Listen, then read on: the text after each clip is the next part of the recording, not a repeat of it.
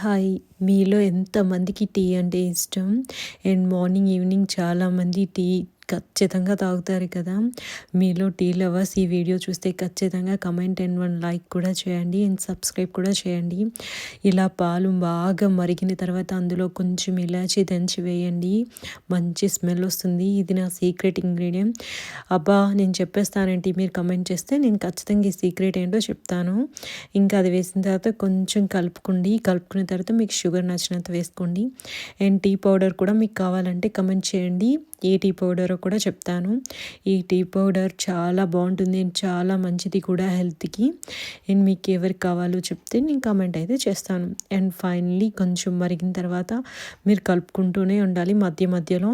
చూసారా ఎంత బాగుందో! నిజంగా ఇలా టీ చేసుకుని తాగండి. అస్సలు వదిలిపెట్టరు. అంత బాగుంటుంది అనమాట టీ.